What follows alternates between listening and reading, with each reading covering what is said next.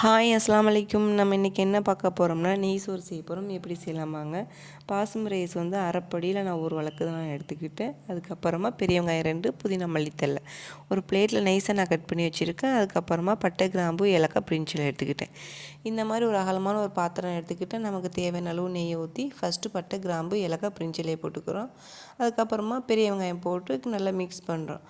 அடுப்பை வந்து சிம்லேயே வச்சு தான் வதக்கணும். அடுப்பை ஃபுல்லாக வச்சின்னா தீஞ்சு தடலாக போயிடும்.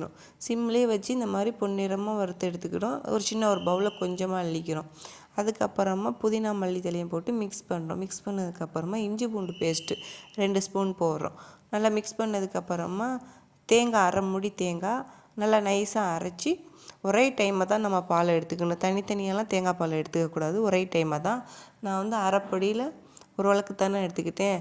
கரெக்டான அளவு 1க்கு 2 ஊற்றணும். ஊற்றுனதுக்கப்புறமா 2 ஸ்பூன் தயிர், பாதி எலுமிச்சைப்பழம் சாறு, தேவையான அளவு உப்பு எல்லாம் போட்டு மிக்ஸ் பண்ணதுக்கப்புறமா கொதி வந்ததுக்கப்புறமா ரைஸை போடணும். ரைஸை போட்டதுக்கப்புறம் ஒரே டைமாக தான் நம்ம கிண்டணும். அடிக்கடி கிண்டினோம்னா ரைஸ் உடஞ்சி போயிடும். எல்லா பக்கட்டும் மிக்சட் வரப்போ கிண்டிட்டு அப்புறம் பெரிய ஒரு மூடி வச்சு மூடி மேலே ஏதாச்சும் வைக்கணும். வெயிட் வச்சதுக்கப்புறமா அடுப்பையும் 15 நிமிஷம் சிம்லேயே வைக்கணுங்க.